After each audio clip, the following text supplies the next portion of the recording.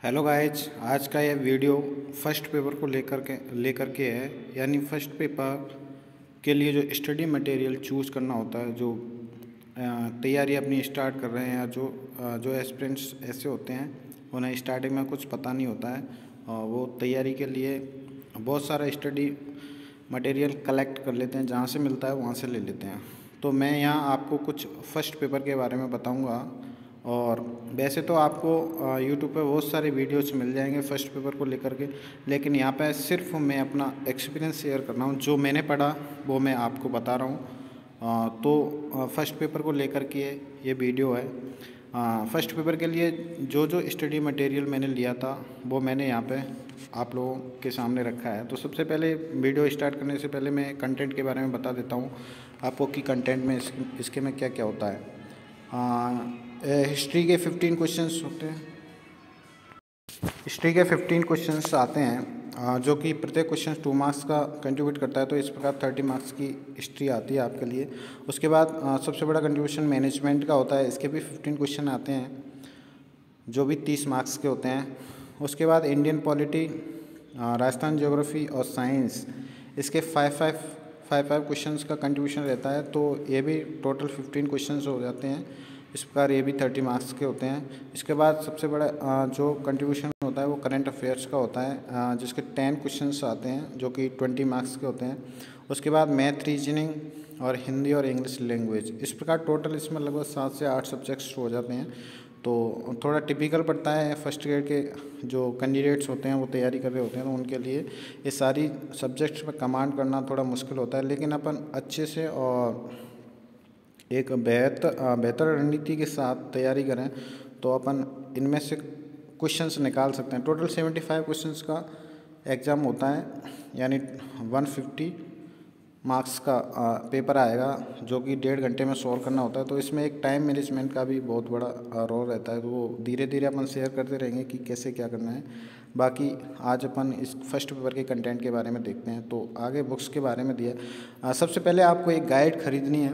Guide का होना बहुत ज़रूरी है। एक गाइड आपको लेनी है। तो जो मैंने पढ़ी थी वो राज पैनोरमा की गाइड थी, ये आप ले सकते हैं। इसकी थोड़ी लैंग्वेज टफ है। लैंग्वेज टफ क्या, जो NCERT का सिलेबस है वो लैंग्वेज दी गई है इसमें, लेकिन ये एक अच्छी बुक है। ऐसे कह सकते हैं कि यहाँ से आपको जो भी क्वेश्चन आएगा वो बाहर नहीं जाएगा। तो ये आपको गाइड जो मैंने ली थी वो बता रहा हूँ मैं। आप अपनी चॉइस के अकॉर्डिंग दूसरी गाइड भी ले सकते हैं, लेकिन जो मैंने रीड करी थी वो एक गाइड थी। उसके बाद अपन सब्जेक्ट वाइज देख लेते हैं। इंडियन हिस्ट्री के लिए, यानी जो हिस्ट्री का पार्ट्स है अपने सिलेबस में, उसके लिए यहाँ पे मैंने 2 बुक्स आपके लिए दी है। एक तो ये आर्य पब्लिकेशन की है, आर्य कॉम्पिटिशन टाइम्स की एक बुक आती है, ये देख सकते हैं आप। और दूसरी मैंने जो रीड करी थी वो RBSC इंडियन हिस्ट्री की ये बुक थी, 12th क्लास की हिस्ट्री है। यहाँ से जो अपने सिलेबस का पार्ट था, अपने सिलेबस में जो जो दे रखा है वो मैंने यहाँ से क्लास नोट्स बनाए थे, अपने खुद के नोट्स बनाए, और ऐसे करके मैंने यहाँ से जो अपने सिलेबस में है वो पॉइंट आउट करके उनको रीड किया था। तो हिस्ट्री मैंने यहाँ से कवर किए थे 15 क्वेश्चंस। 50 क्वेश्चंस में से मेरा सबसे जो खराब स्थिति हिस्ट्री में ही रही थी वैसे, और मैंने पढ़ा भी सबसे ज़्यादा हिस्ट्री को था। बट वो इंटरेस्ट की बात होती है, और थोड़ा टाइम मैनेजमेंट भी कभी कभी गड़बड़ कर जाता है, तो इस वजह से।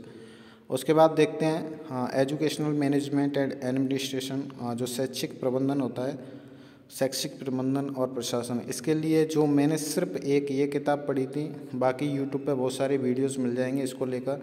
तो शैक्षिक प्रबंधन के लिए ये राड पब्लिकेशन की किताब आती है, इनफ है। इससे आप अगर ढंग से पढ़ोगे तो 12 या 13 क्वेश्चंस आप यहाँ से निकाल सकते हैं।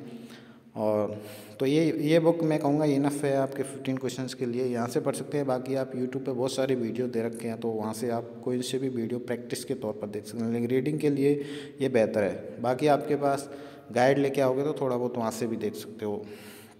इसके बाद इंडियन पॉलिटी और राजस्थान ज्योग्राफी और जनरल साइंस के लिए जो मैंने पढ़ा था वो ये था। इंडियन पॉलिटी के लिए 12th क्लास की एक राजनीतिक विज्ञान यानी पॉलिटिकल साइंस की बुक चलती है RBSC बोर्ड की। तो ये आप ये होनी चाहिए आपके पास। इसको फर्स्ट तौर पर सबसे पहले इसी को रीड करना चाहिए। इसके बाद इसमें जो सिलेबस है वो हम यहाँ से कवर करेंगे। उसके बाद जो आपके कॉन्स्टिट्यूशनल बोर्ड्स वगैरह हैं, कॉन्स्टिट्यूशनल और जो संवैधानिक गैर संवैधानिक जो बोर्ड्स हैं, स्टैट्यूटरी बोर्ड्स, वो आप जो पैनोरमा की गाइड है वहाँ से पढ़ सकते हैं, वहाँ से रीड कर सकते हैं। इसके अलावा मेरे पास एक बुक और थी, वो जीसी जागर सर की थी, शायद जीसी जागर सर हैं, उनकी बुक थी, तो वो मैंने रीड करी थी। बाकी आप यहाँ से बहुत सारा सिलेबस कर सकते हैं। राजस्थान ज्योग्राफी के लिए मेरे पास एक कोचिंग वो शायद उन सर का नाम बोल रहा हूँ मैं, एक स्याग सर हैं जयपुर में, उनके कुछ क्लास नोट्स थे। और बाकी मेरे पास एक ये बुक थी हिंदी ग्रंथ अकादमी की, हरिमोहन सक्सेना जी की, तो ये बुक आप राजस्थान ज्योग्राफी के लिए पढ़ सकते हैं। जनरल साइंस के लिए जो मैंने रीड किया था वो 9th और 10th के साइंस थे, 9th और 10th की साइंस की किताब थी आरबीएससी बोर्ड की। तो इस प्रकार ये 15 क्वेश्चंस का यहाँ से कंट्रीब्यूशन देता है। मेरे पॉलिटी और ज्योग्राफी में टोटल यानी 5 मार्क्स दोनों में सही थे, बाकी साइंस में मेरे 2 क्वेश्चंस ही निकले थे।